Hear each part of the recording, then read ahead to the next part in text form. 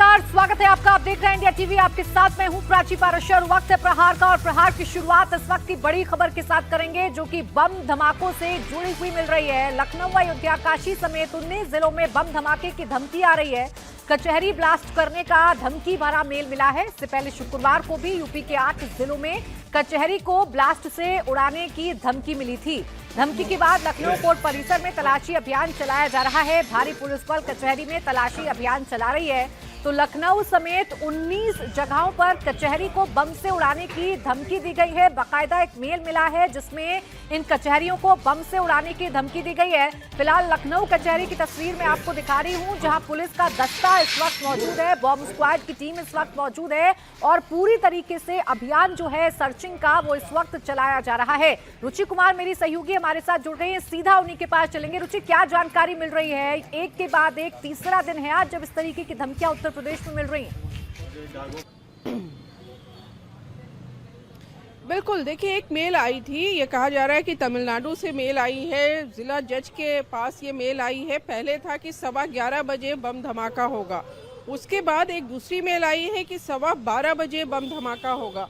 उसका असर ये हुआ है कि जो पुलिस है यहाँ पर, बीडीएस है, ये सब यहाँ पे पहुँच गए हैं कोर्ट में और ये कोर्ट का एक एंट्री पॉइंट है। यहाँ पर पुलिस बड़ी तादाद में आपको दिख रही है। पूरा जो कोर्ट परिसर है उसकी तलाशी ली गई है। अभी तक वहाँ कुछ मिला नहीं है। ये पूरा कोर्ट परिसर आप लोग ने खंगाल लिया? हाँ जी, खंगाल लिया। सुरक्षा व्यवस्था की दृष्टि से कहीं कोई ऐसी संदिग्ध बात नहीं है। अब जितनी भी एंट्री पॉइंट है सब जगह आप लोग तलाशी हाँ ले ये तो डेली लिया जाता है। अच्छा जी, तो आज जो मेल आई उसमें उसकी वजह से ज़्यादा हो गया होगा। ज़्यादा हाँ उसके से। तो अभी फिलहाल जितनी भी तलाशी इस कोर्ट में हुई है कुछ मिला नहीं है, लेकिन पुलिस हरकत में आ गई है क्योंकि अगर इस तरह की थ्रेट मेल आई है प्राची तो उसको हल्के में नहीं लिया जा सकता। पुलिस का कहना है कि भले ही ये फर्जी मेल हो लेकिन जांच तो हम करेंगे ही। कोर्ट के बाहर जितनी मोटरसाइकिल्स खड़ी हैं, स्कूटर्स खड़े हैं, उन सब की भी यहाँ जांच हो रही है। और 2007 में इसी तरह यूपी के जो कोर्ट्स थे, बनारस का, वाराणसी का, उस समय अयोध्या, फैजाबाद हुआ करता था, गोरखपुर, लखनऊ, सब जगह बम धमाके हुए थे और वाराणसी में 9 जानें भी गई थी।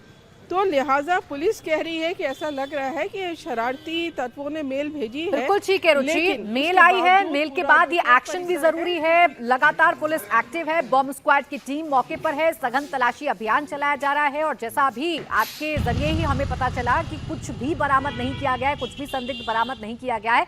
अब सवाल ये है रुचि, ये शरारत कर कौन रहा है, ये साजिश रच कौन रहा है, ये दहशत फैलाने की या माहौल को बिगाड़ने की कोशिश किसकी? यही पता करने की कोशिश कर रही है पुलिस, क्योंकि ये फ्राइडे को भी इस तरह से मेल आई थी यूपी के अलग अलग शहरों में कोर्ट्स में बम धमाके की। और उसके बाद जो एटीएस है यूपी की, एटीएस को भी लगा दिया गया था इस जांच में। और एटीएस भी ये खोजने में लगी हुई है प्राची कि आखिर अगर ये शरारत है तो ये शरारत कौन कर रहा है और उसके पीछे वजह क्या है।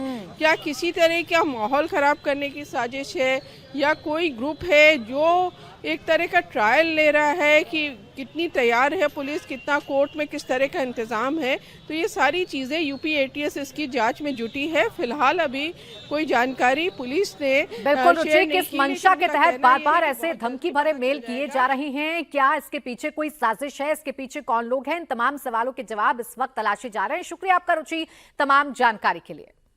इस बीच एक और बड़ी खबर बिहार की राजधानी पटना से, जहां ताज होटल में मॉक ड्रिल की जा रही है। 26/11 हमले की तर्ज पर यह मॉक ड्रिल की गई है। AK-47 के साथ आतंकियों को घुसते हुए दिखाया गया, ग्रेनेड अटैक करते हुए भी दिखाया गया है। तस्वीर हम आपको दिखा रहे हैं, AK-47 के साथ आतंकियों को घुसते हुए दिखाया गया है, ग्रेनेड अटैक करते हुए भी दिखाया गया है और इसी के जरिए पुलिस प्रशासन अपनी तैयारियों को जांच रहा है, अपनी तैयारियों को परख रहा है। 26/11 में जिस तरीके से हमला हुआ था उसकी तर्ज पर ही ये पूरा का पूरा जो मॉक ड्रिल है उसे डिजाइन किया गया है। पुलिस अपनी तैयारियों को जांच परख रही है, बाकायदा डमी आतंकियों को तैयार किया गया है और इनके हाथ में AK-47 दे दी गई है, हैंड ग्रेनेड दे दिए गए हैं और ये होटल में दाखिल करने की कोशिश कर रहे हैं, जिनको मॉक ड्रिल के जरिए पुलिस रोक रही है।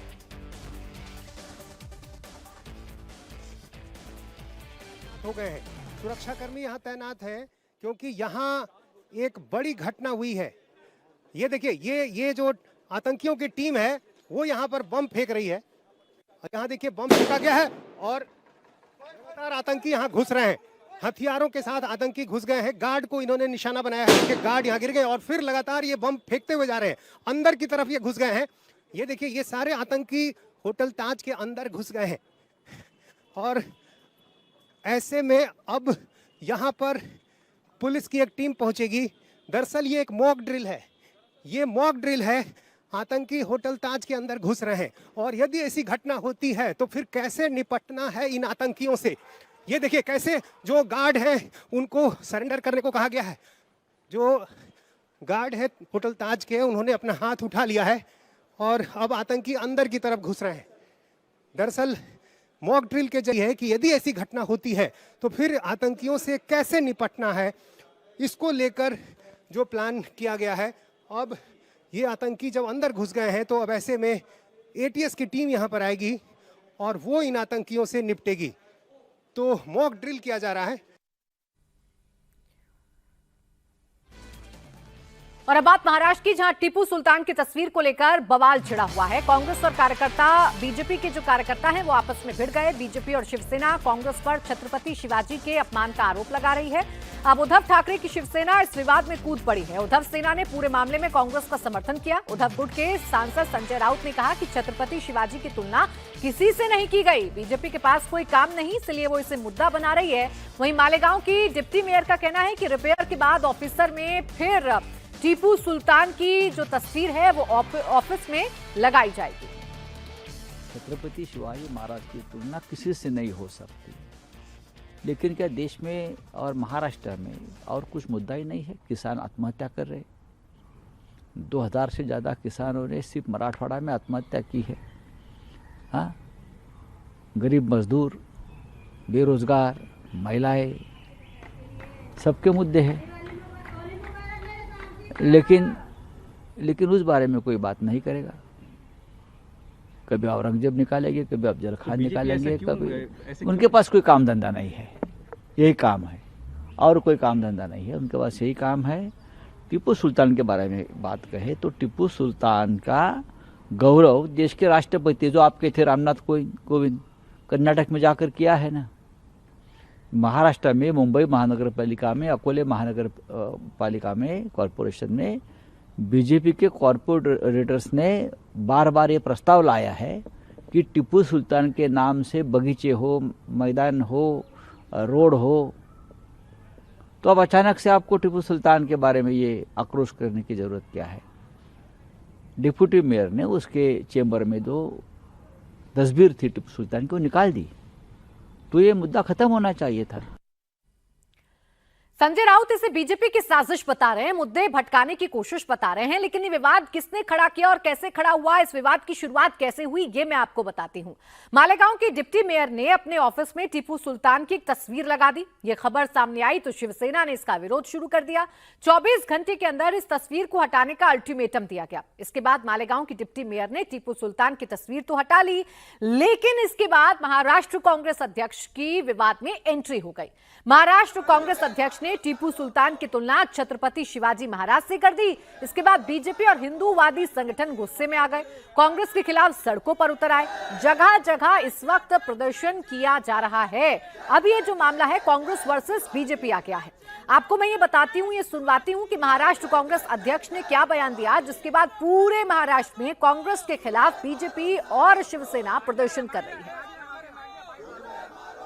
मी शिवाजी महाराजांचा जो पराक्रम आहे तो अद्वितीय आहे हे यापूर्वीच सांगितलेलं आहे आणि या माझ्या प्रश्नाला दाबून कुठेतरी जे वक्तव्य चालवण्यात येत आहे हे भारतीय जनता पक्षाचा हा खोडसाळपणा आहे।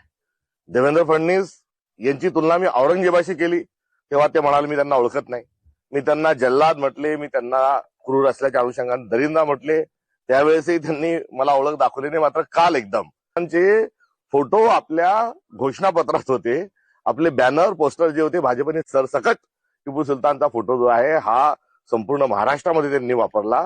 तुम्हाला प्रचारामध्ये टीपू सुलतानचा फोटो चालतो आणि आता टीपू सुलतान बद्दल आपण जे मत व्यक्त करताय ते तेव्हा कुठे गेला होता, तेव्हा आपली ती भूमिका कुठे गेली होती? और इस वक्त एक और बड़ी खबर महाराष्ट्र के छत्रपति संभाजी नगर से है, जहां मुस्लिम मंत्री के मंदिर जाने से बवाल मच गया है। महाराष्ट्र के संभाजी नगर में मंदिर को लेकर विवाद छिड़ गया। हिंदू संगठनों ने मंदिर में गौमूत्र का छिड़काव कर मंदिर का शुद्धिकरण किया है। महाराष्ट्र के मंत्री अब्दुल सत्तार के मंदिर में दर्शन करने से हिंदू संगठन भड़क उठे। महाशिवरात्रि के मौके पर कल अब्दुल सत्तार नागेश्वर मंदिर गए थे, जहां उन्होंने दर्शन पूजन किए थे, लेकिन उनकी भक्ति मुसीबत का सबब बन गई। अब्दुल सत्तार शिवसेना शिंदे गुट से ताल्लुक रखते हैं। वो फिलहाल फडणवीस सरकार में अल्पसंख्यक कल्याण मंत्री भी।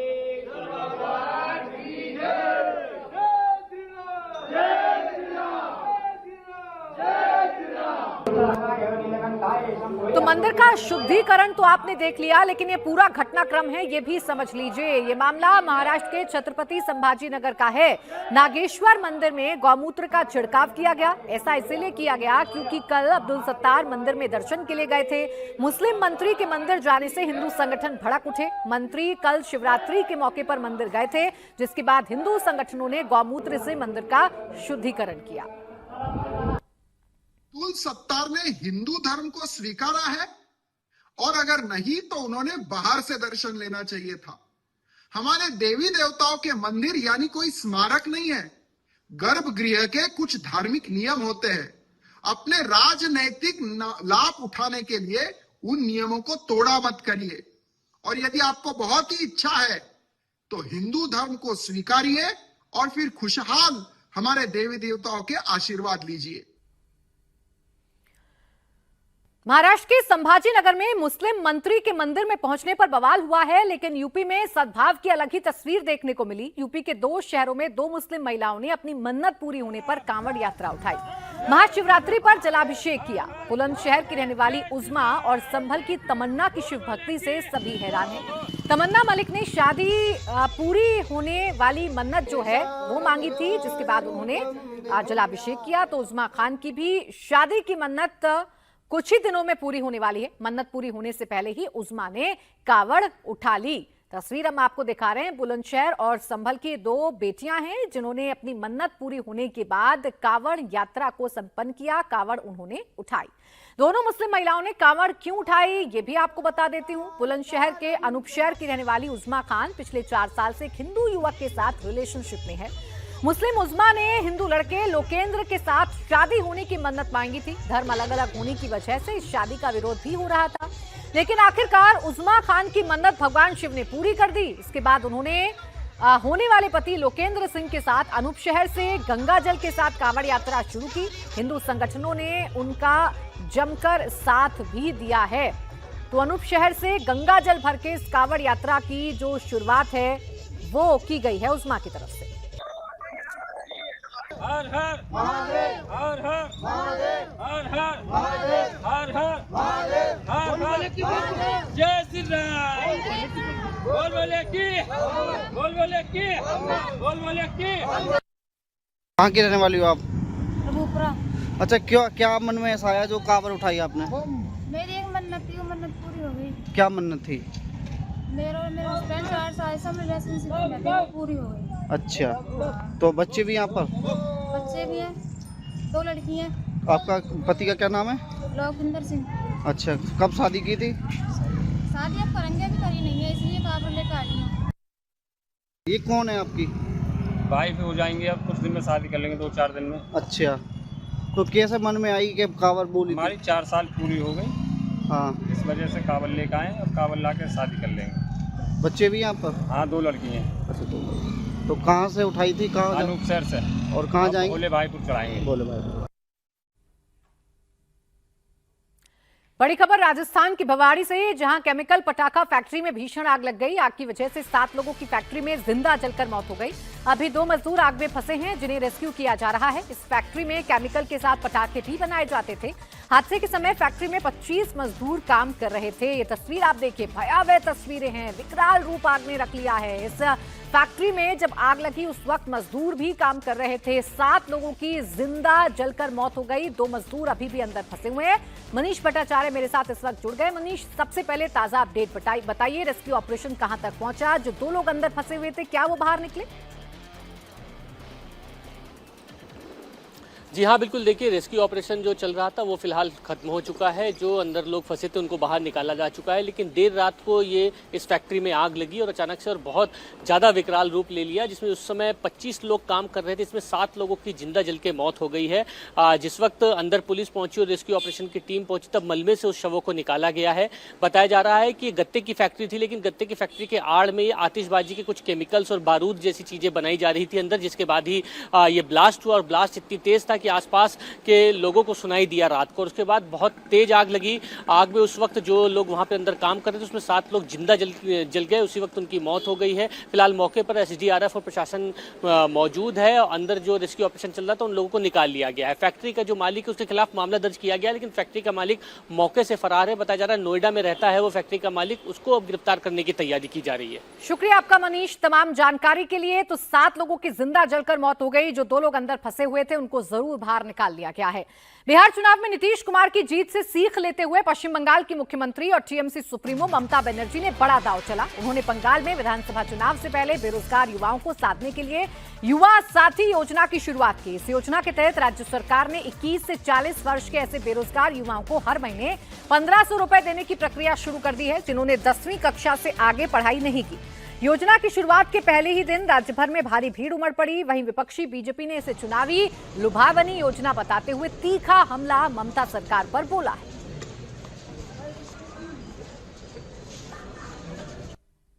क्या कहना चाहोगे, इतना नया स्कीम है गवर्नमेंट हम लोग के लिए कर रहा है बहुत कुछ, क्योंकि यहाँ पर तो इतना अनएम्प्लॉयमेंट हो रहा है। कुछ साथ मिल जाएगा। हम लोग तो स्टूडेंट है, यूपीएससी का पढ़ाई करते हैं, तो कुछ तो हम लोग को सहायता होगा उससे, जिससे दीदी हम लोग और आगे बढ़ने का मौका दे रही है।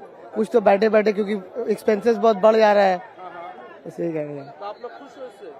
खुश तो है, बस इसके हेल्प से 5 साल जो भी मिल रहा है उससे पहले हम लोग को एम्प्लॉयमेंट मिल जाए और बेटर होगा। क्या कहना चाहोगे सरकार का ये नया मुहिम?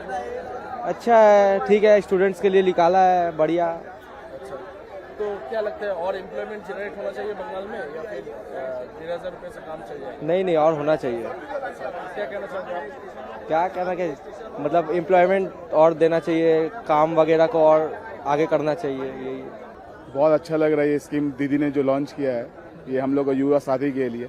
और उन्होंने बहुत अच्छा जो स्टेटमेंट भी दिया है कि अभी 5 साल देंगे 1500 रुपया करके। पहले लक्की भंडार था तो लड़का लोग ये सोचता था कि दीदी सिर्फ लड़की लोग को देख रही है, तो अभी हम लोग बहुत खुश है कि दीदी हम लोग को भी देख रही है। और आने वाला कल अगर दीदी जो 5 साल और रहेगी, ये तो हम लोग का 100% है कि दीदी 5 साल और रहेगी, तो जो हम लोग का जो मतलब अभी जो मिल रहा है वो 5 साल और एक्सटेंड हो जाएगा। तो बहुत अच्छा लग रहा है ये स्कीम हम लोग का युवा के लिए। वो 12 पास करके है और वो अभी कॉलेज में एडमिशन लिया है, बेकार है। इसके लिए हम लोग जो है फॉर्म भर के अप्लाई किए हुए हैं। अगर हो जाता है तो बच्चे को कम से कम खुद पे डिपेंड हो जाएगा कि कम से कम गाड़ी पे आने जाने का भाड़ा मेंटेन करने का खुद खर्चा निकाल जाएगा ममता दीदी के हेल्प से। आपका बेटा क्या करता है, कॉलेज में पढ़ता है? पढ़ता है, फर्स्ट ईयर है उसका। अच्छा, तो आप तो एक गार्डियन होने के नाते आप क्या कहना चाहोगे, क्या बंगाल में एम्प्लॉयमेंट जनरेट हो रहा है? जनरेट हो रहा है, 100% हो रहा है और इम्प्रूव करेगा। 5 साल और दीदी अगर आ गई अब तो और इम्प्रूव करेगा। इस बीच खबर उत्तर प्रदेश से, जहां चंदौली पुलिस ने बड़ी कार्रवाई की। कोडीन कफ सिरप तस्कर की 3.5 करोड़ की संपत्ति को फ्रीज किया गया। पुलिस ने कोडीन कफ सिरप मामले में रविवार को एक बड़ी कार्रवाई की। मुगलसराय पुलिस और क्राइम ब्रांच की संयुक्त टीम ने मुगलसराय थाने में कोडीन कफ सिरप मामले में कार्रवाई करते हुए एक अभियुक्त के कुल 3.5 करोड़ रुपए की संपत्ति को अस्थायी रूप से फ्रीज कर दिया।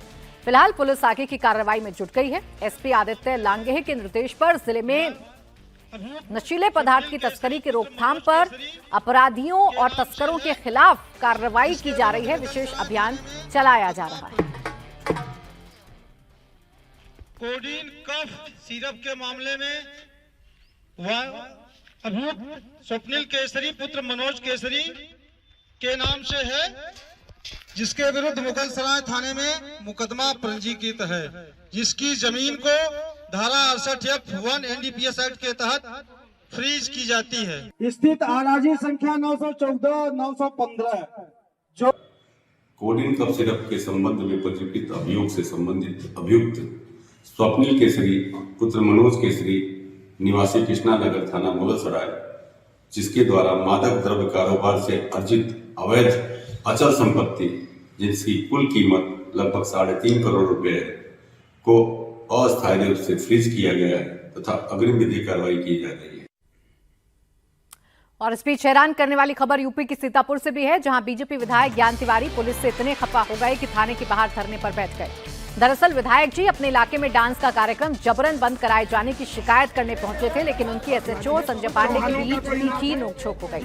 इसके बाद विधायक अपने समर्थकों के साथ धरने पर बैठ गए। इस दौरान विधायक ने एसओ संजय पांडे को हटाने की धमकी दी। एसओ संजय पांडे ने कहा कि मैं थाना छोड़ दूंगा, यहाँ से चल जाऊंगा। विधायक ज्ञान तिवारी ने कहा कि तुम थाना नहीं छोड़ोगे, तुम्हें तो भगाया जाए। अरे तुम क्या छोड़ दोगे? तुम्हारी जागीर है क्या? तुम क्या छोड़ दोगे? तुम थाना छोड़ दोगे? तुम तो भगाए जाओगे, तुम भगाए जाओगे, तुम क्या छोड़ दोगे? तुम क्या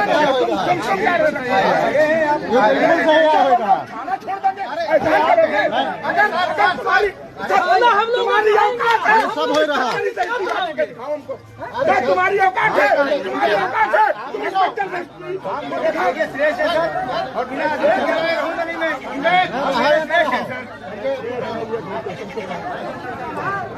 हम तो वो अरे इनका बेचारे गरीब लोगों का इसलिए बर्बाद कर दिया पूरी तरीके से। धरने पर बैठे विधायक ज्ञान तिवारी सेउता से बीजेपी के एमएलए हैं। उनकी नाराजगी दूर करने के लिए पुलिस अधिकारियों ने उनसे लंबी बात की। 24 घंटे में इस मामले में एक्शन का भरोसा दिया, तब जाकर विधायक जी का गुस्सा खत्म हुआ और उन्होंने अपना धरना खत्म किया। पाकिस्तान में बहुत बड़ा एक्शन हो सकता है। सीधे आसिम मुनीर ने पाकिस्तानी पुलिस को ऑर्डर दे दिया है, रास्ता साफ करो, इसके लिए जो करना पड़े वो करो। इसका एग्जाम्पल कराची में भी देखने को मिला था। पाकिस्तान के हर बड़े नेशनल हाईवे में चक्का जाम हो रखा है। पाकिस्तानी सेना का मूवमेंट एकदम रोक दिया गया। मुनीर के खिलाफ सबसे बड़ा प्रयोग पाकिस्तान में शुरू हो गया है। आसिम मुनीर को जो उम्मीद नहीं थी, पाकिस्तान में वो बगावत शुरू हो चुकी है। बलोचों ने मुनीर का रास्ता बंद कर दिया। पखंदा बस्ती से बाहर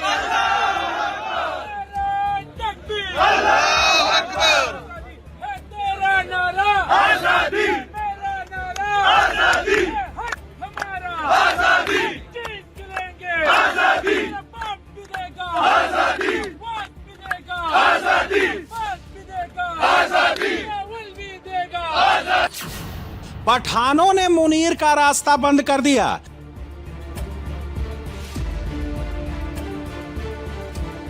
सीने से सीने खड़े होके और मुंह तोड़ जवाब दो। गोली के जवाब गोली, डंडे के जवाब डंडा, थप्पड़ के जवाब थप्पड़। सिंधियों ने मुनीर का रास्ता बंद कर दिया।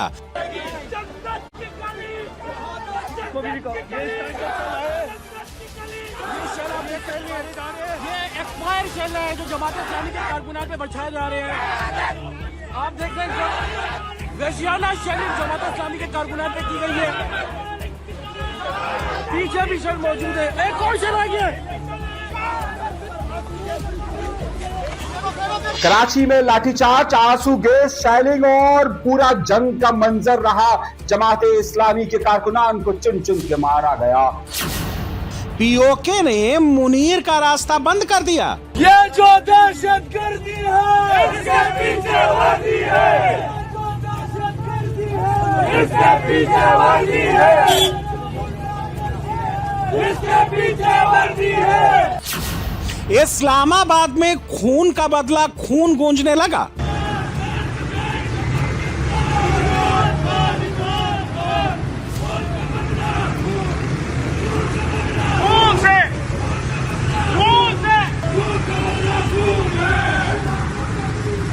खून का बदला खून है,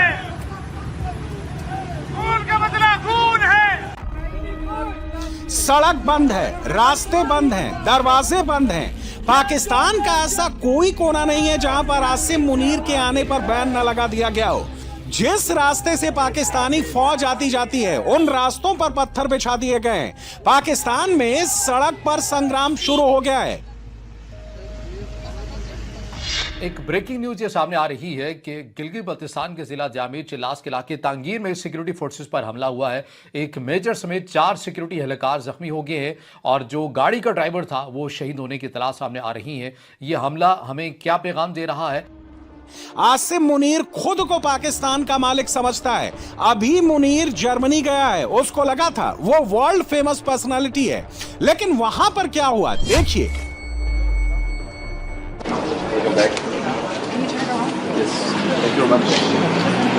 मुनीर को ना दुनिया में कोई पहचानता है, ना पाकिस्तान में उसकी कोई इज्जत करता है।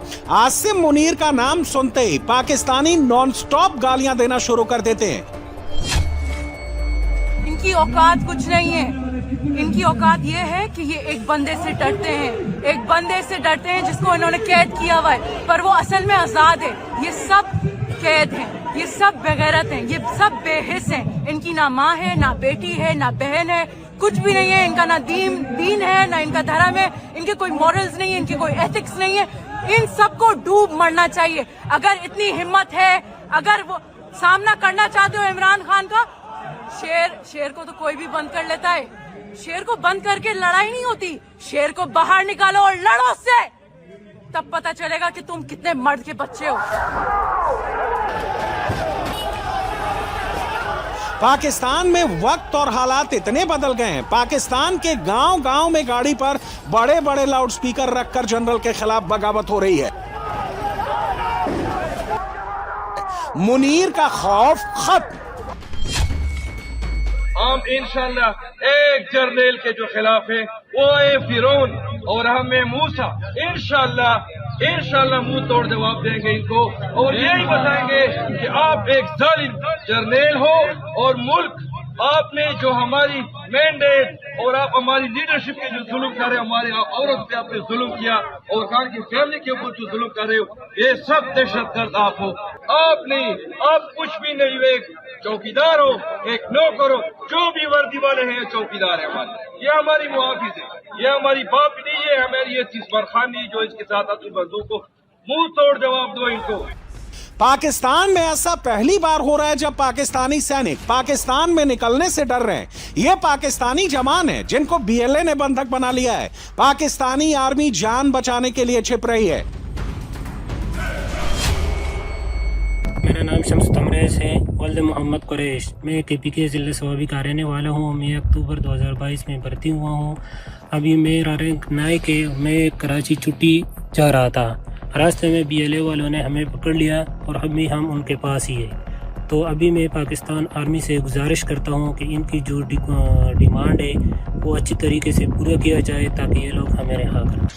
पाकिस्तानी सेना की गाड़ी जहां से भी निकलती है वहां पर पत्थर बरसने लगते हैं। पाकिस्तान फौज टू फ्रंट जंग में फंस गई है। एक जंग बॉर्डर पर, एक देश के अंदर, और इसकी वजह आसिम मुनीर है। अब तक की जो तफसीलात हमारे सामने आ रही है इसमें बताया जा रहा है कि तांगीर के इलाके में सिक्योरिटी फोर्सेस की पेट्रोलिंग गाड़ी को सड़क किनारे नस्ब देसी साख्ता बम से निशाना बनाया गया है और इसमें धमाके के नतीजे में गाड़ी का ड्राइवर शहीद हुआ है और एक मेजर रैंक के ऑफिसर समेत 4 एहलकार जख्मी होने की इतलात आ रही हैं, जिन्हें फौरी तौर पर करीबी तिबी मरकज मुंतकिल कर दिया गया है। इसके अलावा इससे पहले 2025 के अंदर एक अहम ऐलान भी हुआ था। वो ऐलान भी आपके सामने रखना बड़ा ज़रूरी है कि तहरीक तालिबान पाकिस्तान ने गिलगित बल्तिस्तान को अपना बाकायदा विलायत यानी कि इंतजामी सूबा करार दिया, जिसका मकसद इस खत्ते में जंग को मुनज़्ज़म करना है। विलायत क्या है? ये एक सायादार हुकूमत जिसे आप शेडो गवर्नमेंट कहते हैं, जहां पर कलदम TTP अपने गवर्नर, काजी और अस्करी कमांडर मुकर्रर करती है ताकि मुतवाज़ी निज़ाम चलाया जा सके। ये हूबहू वही पैटर्न है जो अफ़गान तालिबान ने सोवियत यूनियन या फिर बिलखसूस अमरीकी फ़ौज के जब अमरीका की फ़ौज जो अफगानिस्तान के अंदर मौजूद थी तो उस वक्त भी अफ़गान तालिबान ने अपना एक मुतवाज़ी निज़ाम बनाया था, शेडो गवर्नमेंट वहाँ पर डिक्लेयर की थी और इसी तरह लोगों का एतमाद हासिल करके इस तरह जो कार्रवाइयाँ अमरीकी अफवाज के अगेंस्ट वो करते थे। पाकिस्तान को सबसे ज्यादा डर इंडियन बॉर्डर पर लगता था, लेकिन मुनीर की युद्ध नीति ने हर बॉर्डर पर जंग शुरू करवा दी है। पाकिस्तानी अब कहने लगे हैं मुनीर ने मरवा डाला। आज आपने हिंदुस्तान का भी फ्रंट खोल दिया, अफगानिस्तान का भी फ्रंट खोल दिया, तो ये सारे मामलात अपने ठीक करने की कोशिश करें। ये ना कहें कि जनाब वो गलत था या वो गलत था। आप कोई नहीं होते यहाँ खड़े होकर एक राय देने की, जब तक कि आप बहैसियत वजीर आप फौज को भी अपना उनकी तरफ से भी बात कर रहे हो और हुकूमत की तरफ से भी बात कर रहे हो। एज ए पर्सनल इंडिविजुअल अगर आपने बहुत सी माफिया मांगी है, मैं उसके डिटेल में नहीं जाना चाहता, लेकिन इस किस्म की बातें करना मुझे बड़ा अफसोसनाक है कि अपनी ही फतूहात को अपनी ही शिकस्त में तब्दील किया जाए। पाकिस्तान बनाने के लिए जिन्ना ने जिहाद का सहारा लिया था। पाकिस्तान पर कंट्रोल पाने के लिए पाकिस्तानी सेना ने जिहाद का रास्ता चुना था। अब पहली बार आसिम मुनीर पाकिस्तानी सेना के खिलाफ जिहाद का ऐलान कर दिया गया है। ये जहाद है, ये जहाद है। जहाद में लीडर नहीं देखा जाता, जहाद में ट्रांसपोर्ट नहीं देखी जाती, पहुंचा जाता है वहाँ पे। यहाँ पे देख रहे हो कराची तक से लोग आए हुए हैं। इस वक्त पाकिस्तान अंदर से एकदम खोखला हो गया है। पाकिस्तान में बलूचिस्तान से लाहौर जाने वाला रास्ता बंद है। पेशावर से इस्लामाबाद जाने वाला रास्ता बंद है। सिंध से मुल्तान वाली सड़क रोक दी गई है। मुनीर के खिलाफ सबसे बड़ा चक्का जाम किया गया है। खुशहालगढ़ पुल पर मौजूद है। यहाँ पर अभी तक जो है धरना जारी है। रोड जो है हर किस्म ट्रैफिक के लिए बंद कर दिया गया है। इस तरफ जो है 2.5-3 किलोमीटर तक गाड़ियां खड़ी है और इस तरफ भी जो है 2.5-3 किलोमीटर तक गाड़ियां खड़ी है। ये रोड इंशाल्लाह नहीं खोलेगा जब तक हमारे मतलबात नहीं माने जाते हैं। खान साहब को ये लोग रिहा नहीं करते, तो इंशाल्लाह ये बंद रहेगा। बंद मतलब बंद।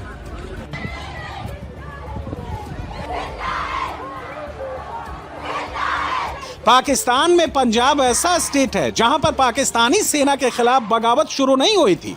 मुनीर का घर भी यहीं पर है, लेकिन अब मुनीर के लिए कोई सेफ लैंड नहीं बची है। मुनीर के पास कोई रास्ता नहीं बचा है। अहम तरीन मैसेज पाकिस्तानियों, केपीके हर तरफ से रास्ते बंद कर चुके हैं। अटक पुल भी बंद है, खुशहालगढ़ पुल भी बंद है, स्वाबी इंटरचेंज भी बंद है। वो लोग बंद किए बैठे हुए हैं। वो लोग कह रहे हैं कि डू और डाई, हम लोग खान की रिहाई के बगैर वापस नहीं जाएंगे। पंजाब के लोगों, आपको पता है कि आपका मैंडेट लूटा गया है पंजाब के अंदर। पाकिस्तानियों, आप सबको उठना होगा। अल्लाह ताला ने हमें बार बार हमें मौके दिए हैं, लेकिन ये शायद हमारे पास आखिरी मौका होगा। ये हमारे पास आखिरी मौका होगा। इसके बाद अगर आपने आज इमरान खान साहब के लिए आपने अपनी बुज़दिली को ख़त्म ना किया, आज इमरान खान साहब के लिए आपने अपना खौफ का बुत ना तोड़ा, आप बाहर ना निकले, तो इसके बाद आप देख लीजिएगा कोई भी आपके लिए इमरान खान बनकर नहीं आएगा। आप सबको बाहर निकलना होगा, बिल्कुल उसी तरह जिस तरह आप 9 अप्रैल की रात जब इमरान खान साहब की हुकूमत गिराई थी, आप लोग बाहर निकले थे। आपने बताया था कि आप जिंदा कौम हैं। आपने बताया था कि आप इस फैसले से खुश नहीं हैं, इस साजिश से खुश नहीं हैं। आज भी आपने निकलना है अपने लीडर के लिए।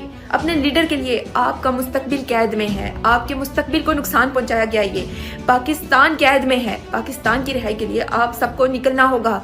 अब खामोशी जुर्म है। पिछले साल मई की लड़ाई के बाद मुनीर ने खुद का प्रमोशन किया था, खुद को पाकिस्तान का सबसे बड़ा हीरो दिखाया था। लेकिन अब उसी पाकिस्तान में जो मुनीर के साथ खड़ा है, उसको दुश्मन घोषित किया जा रहा है, चाहे वो वसीम अकरम हो या फिर वकार यूनुस।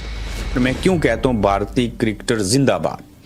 मैं साहिबो आपको इसका सबूत दूंगा। वसीम अकरम कहां पे, क्यों नहीं बोलते? वकार यूनुस कहाँ पे हैं? रमीज राजा कहाँ पे हैं? इंजमामुल हक, मैं सईद अनवर साहब की बात नहीं करूंगा, मैं शोएब अख्तर की बात भी नहीं करूंगा। शाहिद अफरीदी तो हर किसी और डगर के ऊपर चल पड़े हैं। मैं करंट क्रिकेटर में से किसी की बात नहीं करूंगा। लेकिन मैं और आप लोग ये तो सोच सकते हैं ना, ये सवाल तो पूछ सकते हैं ना कि ये लोग क्यों नहीं बोले जिनकी असल में और सबसे पहले इमरान खान हीरो हुआ करते थे? क्या इनको कमेंट्री चाहिए? क्या इनको पीसीबी का चेयरमैन बनना है? क्या इनको अपनी रोजी रोटी की सिर्फ फिक्र है? क्या रोजी रोटी कमाते हुए अल्लाह की ज़ात क्या कहती है और नमाजें पढ़ते हुए कि आप सारा कुछ भूल जाएं? इंजमामुल हक के साथ 80 करोड़ का नुकसान हुआ, सारी चीज़ें हुई, क्या वो उस सदमे में हैं? इंजमामुल हक तबलीगी जमात से तलक रखते हैं ना, चलें बाकी दीन के करीब नहीं है, वो तो दीन के करीब है। तो दीन क्या कहता है कि जब कहीं जुल्म सितम जबर हो रहा हो, जुबान भी हो, हाथ भी हो, दिल भी हो और काम कर रहा हो और महसूस करने वाली हिस्स भी काम कर रही हो, तो क्या इंजमामुल हक साहब आप हाथ से और जुबान से तो नहीं रोक सकते? और दिल में भी क्या महसूस कर रहे हैं जो ईमान का तीसरा दर्जा है कि आपके हीरो के साथ बुरा हो रहा है? पाकिस्तानी आर्मी के बाद अब पाकिस्तानी पुलिस की भी पिटाई शुरू हो गई है।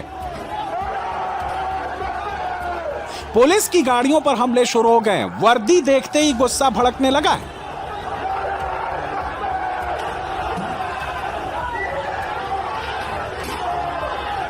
कराची में लाठीचार्ज, आंसू गैस, शेलिंग और पूरा जंग का मंजर रहा। जमाते इस्लामी के कारकुनान को चुन चुन के मारा गया।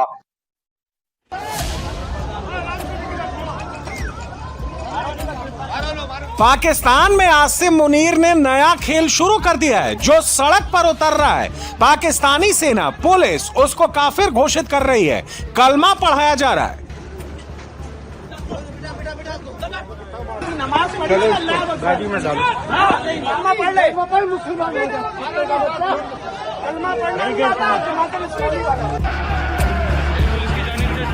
मुनीर के हाथ से कराची निकलने लगा है। कराची में वो हुआ जिसकी उम्मीद मुनीर एंड गैंग को जरा भी नहीं थी। जिसको बिलावल अपनी विरासत समझते थे, वो विद्रोही हो गई।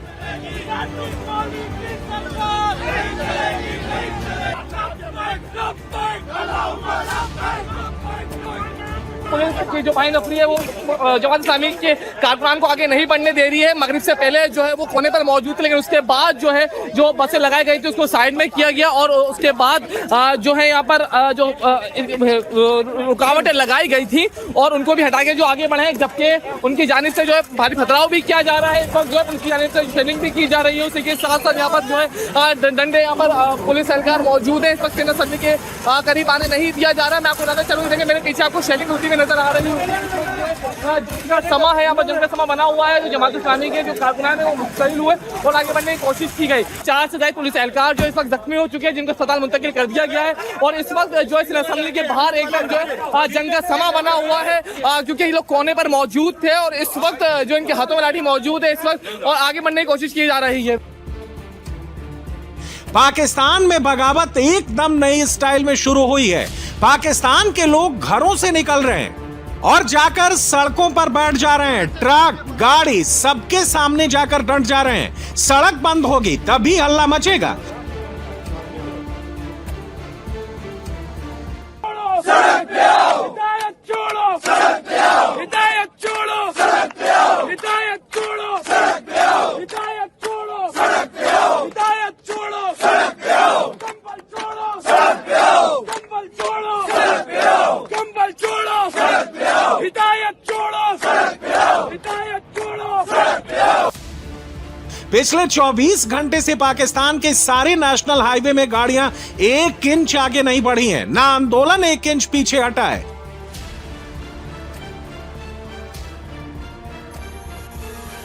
सुबह हो चुकी है और आपको मैं ये बताता चलूं कि मेरे चेहरे पे या हमारे कितने भी वर्कर है, जितने भी यहाँ पे वर्कर खड़े हैं, उनके चेहरे पे आपको कोई थकावट नजर आ रहा है? कोई भी नहीं आ रहा। 24 घंटे हुए हम सोए नहीं, हम यहाँ पे बैठे रहे, लेकिन कोई थकावट, कोई डर महसूस नहीं हो रहा। इसको कहते हैं इश्क इमरानिया। आप लोग भी पहुँचो, हम अब का इंतजार कर रहे हैं, चाहे ये 24 घंटे हम 48 घंटे 72 घंटे भी बिल्कुल बगैर सोए खाए पिए इंशाल्लाह बैठेंगे, लेकिन खान को रिहा करवाएंगे। आपने साथ देना है, होशलगढ़ के मुकाम पे आप पहुँचो, हम लोग आपका इंतजार कर रहे हैं। मुनीर आर्मी वाला तानाशाह है, उसको हर बोली पर गोली चलाने की आदत है। ऐसे ही मुनीर ने 3 साल पहले किया था। इस बार भी मुनीर गोली चलाने का ऑर्डर देना चाहता है, लेकिन इस बार गेम पलट गया है, खेल बदल गया है। ट्रंप ने अपना पक्ष बदलना शुरू कर दिया है। अमेरिकन एस्टेब्लिशमेंट को बताया है, जब वहां से एक इतना को खास बड़ा डंडा भी नहीं गया, लेकिन एक पैसिव सा डंडा गया है उनको कि तुम क्या कर रहे हो। आसिम मुनीर को डंडा गया है। इन बाकी लोगों को जिस वक्त पूछा गया है कि ये तुम एक्सप्लेनेशन मांगी गई है, तो इन्होंने कहा है कि सर हमारा जो है वो मुकम्मल कंट्रोल है पाकिस्तान के ऊपर। आप तमाम रिपोर्ट्स को भूल जाएं कि यहाँ पे एहतजाज हो रहा है, हमारे हाथ से गेम निकल रही है, ये आपको गलत रिपोर्टें मिल रही हैं। हमारे तमाम तर मामलात हमारे कंट्रोल के अंदर है और ये लोग बहुत जल्द भाग जाएंगे, या अगर बंदूक का सामना करेंगे तो फिर तो पक्के भाग जाएंगे, इसलिए सर आप फिक्र न करें, ठीक है। जवाब में उनको बताया गया है कि आसिम, जुर्रत न करना हथियार इस्तेमाल करने की। अगर हथियार इस्तेमाल किए गए और मजीद जो कोई तबाही हुई या खून बहाया गया, तो फिर जो भी बहाएगा उसकी मिसाल बनाई जाएगी। अब क्यों बनाई जाएगी, क्यों कहा जा रहा है, ये तो मुझे नहीं पता। और साथ ये भी कहा गया है कि ये बात याद रखना। उसके ऊपर उसने कहा है जवाब में, टिपिकल फौजी जवाब में, सर, राइट सर। यार इनके बापू का पैगाम आता है तो ऐसे जवाब देते हैं ये। वैसे पाकिस्तान भी गजब मुल्क है। हिंदुस्तान को तोड़कर 1947 में अस्तित्व में आया। जब से पाकिस्तान बना है तब से पाकिस्तान में आजादी के नारे गूंज रहे हैं। पाकिस्तान पैदा होते ही गुलाम बन गया। तुम कैसे न दोगे आजादी, तुम कैसे न दोगे आजादी, हम जीत के लेंगे आजादी, तेरा बाप भी देगा आजादी, ये राह का जन है आजादी, इस राह के अंदर आजादी, पुलिस भी होगी आजादी, रांची भी होगी आजादी, जरा फिर भी कहोगे आजादी, जरा ऊंचा बोलो आजादी, जरा सोच के बोलो आजादी, जब सोच लिया तो आजादी, फिर डरना कैसा आजादी, लश्कर के बोलो आजादी। हर मिनट, हर घंटे, हर दिन के साथ हालात मुनीर के कंट्रोल के बाहर निकल रहे थे। मुनीर के खिलाफ बगावत सीधे उसके दरवाजे पर पहुंच गई है। पाकिस्तान की राजधानी में लड़ाके मुनीर को ललकार देने लगे हैं।